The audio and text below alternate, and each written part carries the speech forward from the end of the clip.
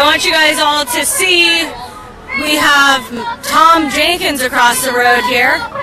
He is the man that got on the stand and perjured himself, saying that Metro was crying the entire time they were there. He also stated things like white men pointed guns at me all day, and that the streets were lined with white men pointing guns at the BLM convoy as they were leaving. That is the gentleman right across the street right there. He is actually not going to take the stand this time, and that could be because he called on his lies. So we've got Tom Jenkins down here, standing here with us.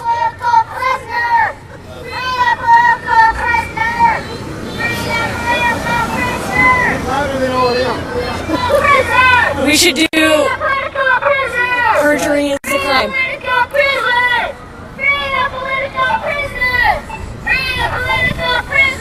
Say hi, Shauna.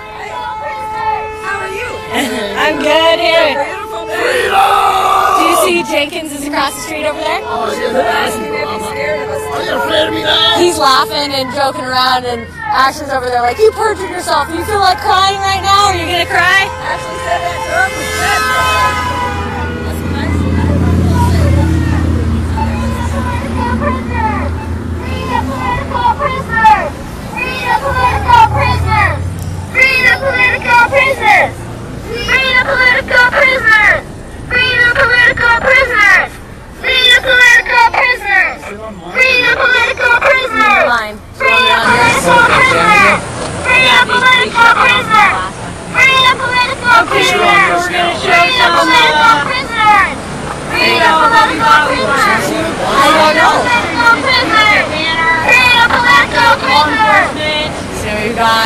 There's supporters on either side here. We do perjury as a crime. That I stole from Andrea. She's not going to get it back, man. It's mine. Hey, okay, well, people are mine. It's just a bad, right? Okay, I've been trying to find a We the People flag. Where the heck can I buy it? Whoever knows, please contact Andrea. She'll let me know. I love this flag, and I want one.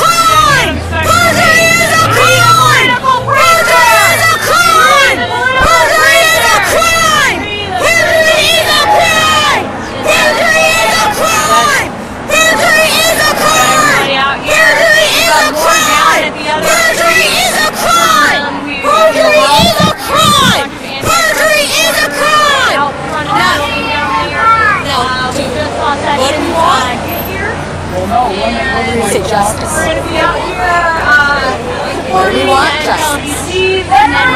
Justice! Now!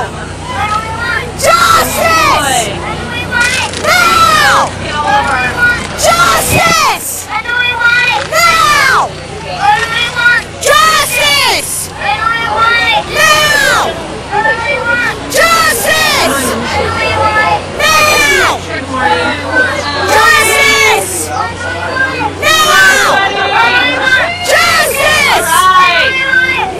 Now! Justice! Now! Justice! Now! Justice!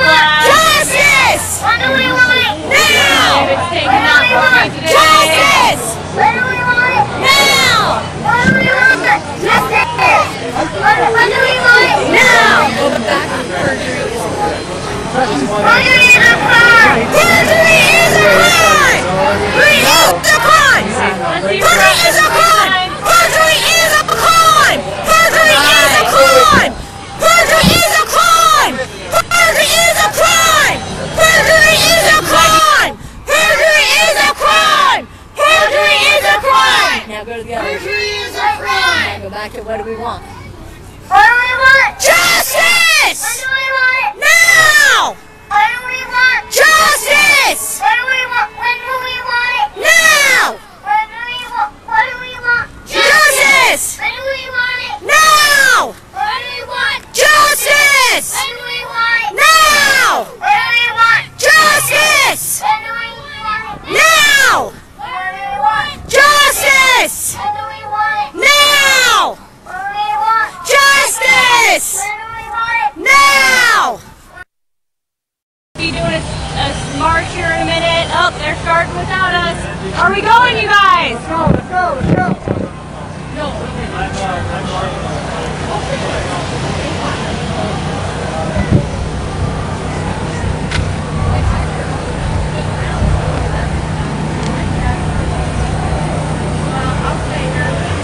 Here, we're going to do a march around because Shauna left without us.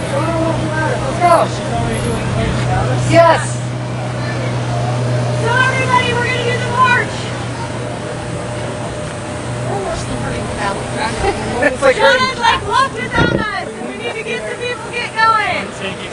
yeah, he doesn't know that grass for when to hurt you. All right. Andy's going to start us out here. Well, it's not really because he took out.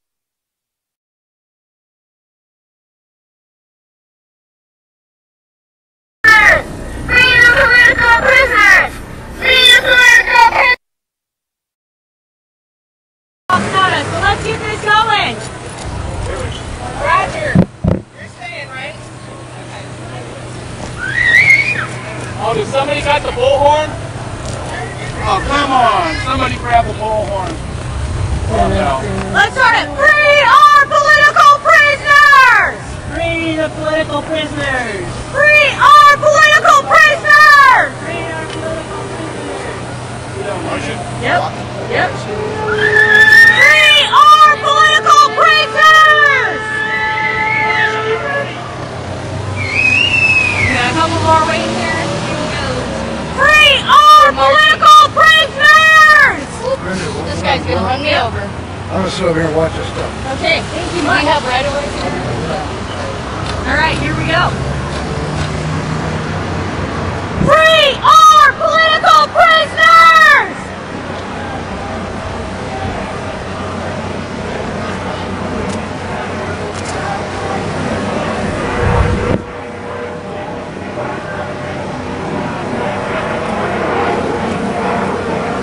Free our political prisoners! Free our political prisoners!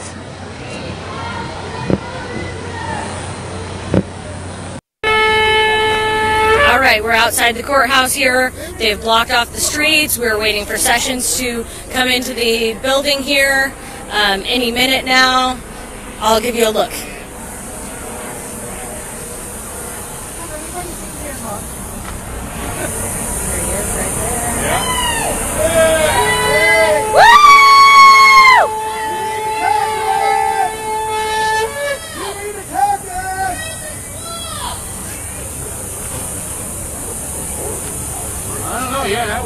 I believe that was Sessions getting in and going into the courthouse or into the prosecutor's office. He's about to have a speech on sanctuary cities and violence. We're here. All the media's here. Court doesn't start till 1 o'clock today. Let's see.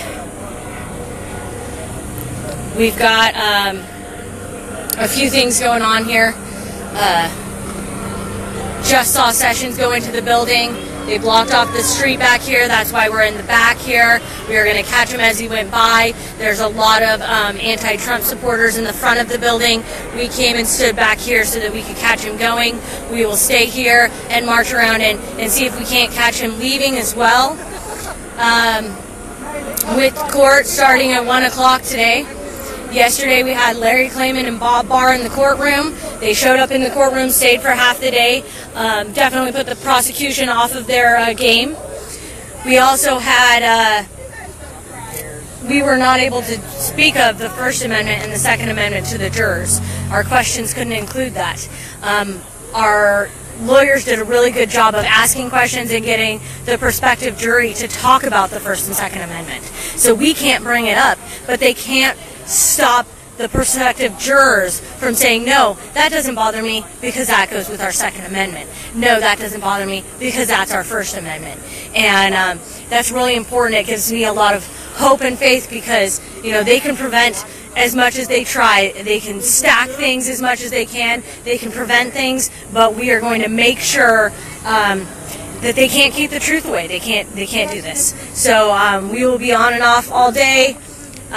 See you soon.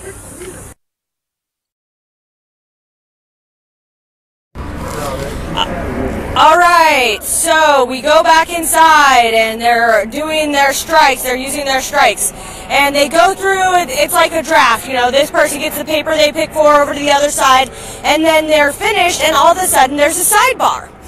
And then the jury, you know, they're sidebarring over there for quite some time, and then they decide to let the jury go use the bathroom. And then they decide to take the defendants out of the courtroom and put them into the other room. And then they decide that we're going to have to, the prosecution claims that there is a gender bias with our jury, and there is a race bias with our jury. They say this is the exact same number of male to females as the jury last time. And so now we have to go through and explain every single person they striked off that jury, one by one. I thought that those strikes, you didn't have to explain that. And then they keep coming back to one juror. They keep going back and forth and coming back to 296. And it seems to me that 296 is the government's ringer, and they're going to get her, they're going to get that person who's a male, right? Yeah, a young male back onto the jury. And, you know, they're going through and they're like, well, we understand this one. Aren't these strikes supposed to be for any reason? And they're saying, well, I had a gut feeling that this gentleman wasn't telling the entire truth. And they're saying, well, a gut feeling's not a good enough reason. Aren't our strikes? Why do we need to give a reason for our strikes? Why did the defendants get taken into the back room? Oh, and then while the defendants are in the back room, they're screaming, water, water, we need water back there. And then the marshals come and get the water. And then finally the marshals come out and they're like, can we bring them back? This is taking a very long time. As we go through, so right now we have 1, 2, 3, 4, 5 different people that they're still looking at, 5 out of 14. And that almost 20 minutes left, and she's decided that she's going to go and look onto her computer where she can see things a little better, or make a phone call and find out exactly how she's supposed to explain this off so that she doesn't get in trouble and she can do whatever she wants to do in there. Have you ever had to explain why you're striking a person off the jury? And then they say, oh, there's a gender bias and a racial bias? There's a gender bias against males. So they want to have to explain. And what is it, 8 to 4? 8 males to 4 women. But there's a gender bias, and then there's also a racial bias, and then we end with 5 people, only 3 of those go to the gender bias and 2 of them go to the racial bias, and there's good explanations for all of these. So what exactly is going on here? Why don't you mention also about the disparity in the notes from the prosecution to the defense, where they're completely opposite of each other, and yet I'll let you talk. Okay, so they're arguing back and forth on the notes, and the prosecution is saying, well, this person answered this way, and the defense is saying, no, they answered the other way, and the prosecution won't give it up. And even the judge agreed with the defense at that time, saying, yes, they answered it this way. They're arguing over the way these people answered their questions because they're trying to prove a bias that isn't there. They're upset because they didn't get their questions answered. They didn't do a good job at asking their questions. They didn't get the answers that they wanted. And so now they're saying that there's 2 different types of bias, and we might not get our picks. So here we go back into the courtroom. We'll see what she's come up with now that she's had time to make phone calls and decide how she's going to answer this to make sure she doesn't get herself into trouble. He said twice there's a level of deception taking place here. One of the defense attorneys twice said there's a level of deception here with some of the answers with some of these jurors, and that's why they striked them. A gut feeling. And she's saying, oh, that's not enough. Well, if we're sitting there and you're lying to me and I have a gut feeling and I want you off, why is that not enough? Why do we have to explain our strikes? I have never in my life had to see this, and I don't think anyone else has. So we're about to go back in and find out what the final decision, if we get our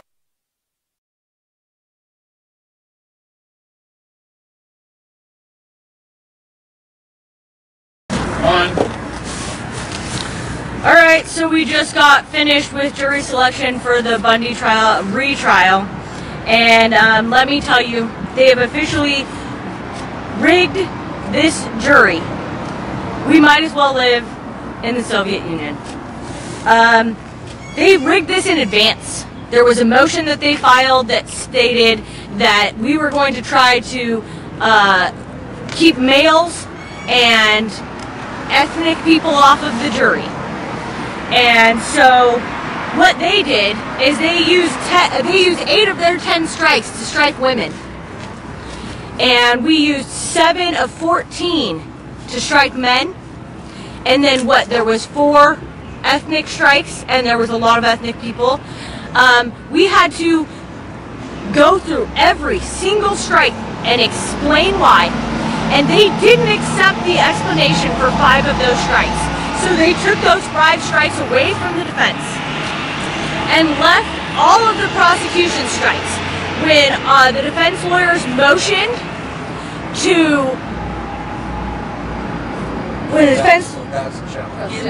object to their strikes and let them explain all of their strikes for the same bias. They claimed gender bias and racial bias on us, so we claimed gender bias on them.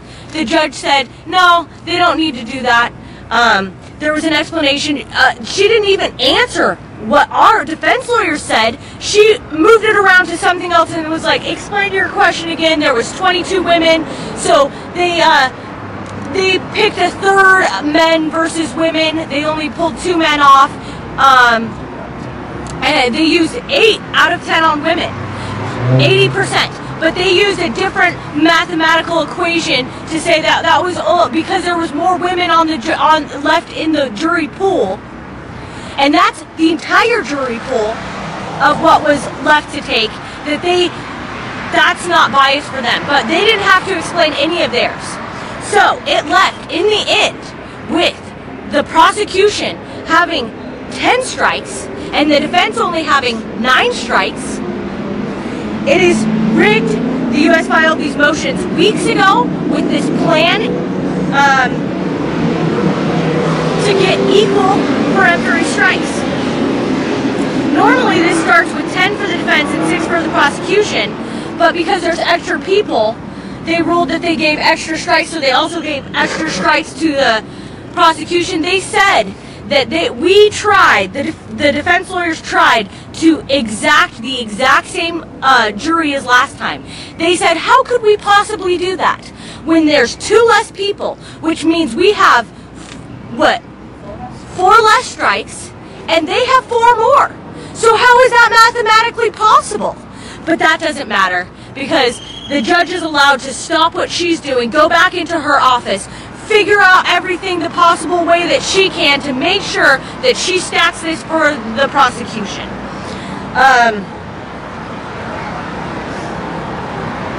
This case, the government filed a motion weeks ago to get equal strikes, and since they couldn't do that, the judge couldn't do that because it would show her bias, instead they did this facade like they did inside today. Then today, after the jury selection, the government made a motion based on Boston versus Kentucky, alleging this gender and racial problem upstairs. This motion was supposed to be for prosecutors. It's a claim that prosecutors normally try to get African American males off the jury, and that if they're to strike one, they have to explain why.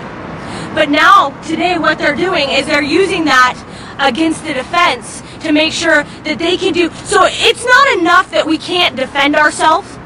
It's not enough that they've filed and they've granted everything that the government wants and nothing that the defense wants. They won't even give a verbal argument to our verbal argument. They just go off on a tangent that has nothing to do with what the argument from the defense is.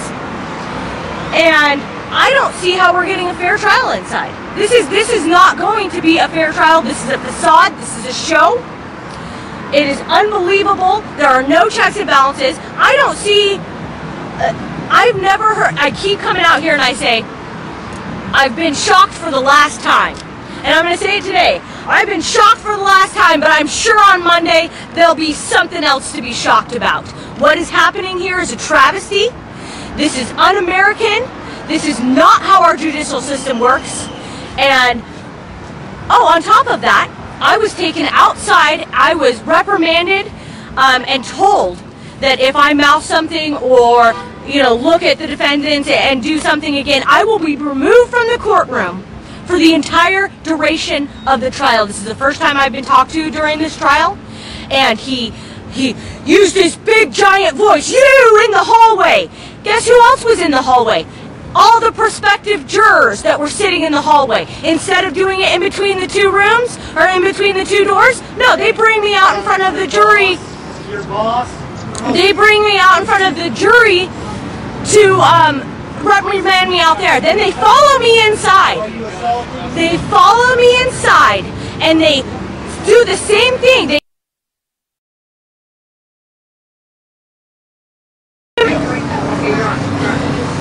I don't know where I left off, but they brought me out into the hallway and they reprimanded me in front of the prospective jurors.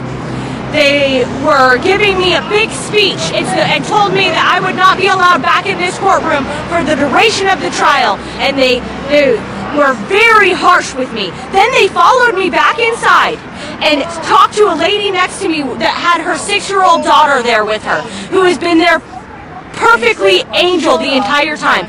They scared that 6-year-old child for so long that she was trembling in another person's arms because they were trembling in her arms because she was afraid that her mother was going to be hurt. And she said, "Cover my ears so that I don't hear my mother getting hurt by these people." This is so ridiculously wrong that they take me out into the hallway, but then they continue to come back with 2 marshals and do this in the courtroom. Why couldn't they do mine in the courtroom? Because they wanted me out in front of that jury. They then harassed the lady about food in the courtroom, about a Tic Tac and gum, and the prospective jurors come back eating cake and cell phones going off as they come back in. So tell me, where is the check and balances? Where is the fair trial? Who is going to show up? These marshals say, if you've got a problem, you can come to me. I will make sure that law happens, but they didn't. They didn't stop that juror with eating cake in the courtroom. They didn't do any of that. They took me out in front of the jury and did that to me. And why did they do that? Because of my last live stream. The second we were done with that last live stream, we went inside and were harassed by the marshals. And we are going to be harassed by the marshals every single day in there from now on out. And I can guarantee it. And this is just ridiculous. I'm upset and I'm frustrated and I don't know what to say. Because we might as well be facing a firing squad. There is no justice here and there will be no justice. Turn it off. How far?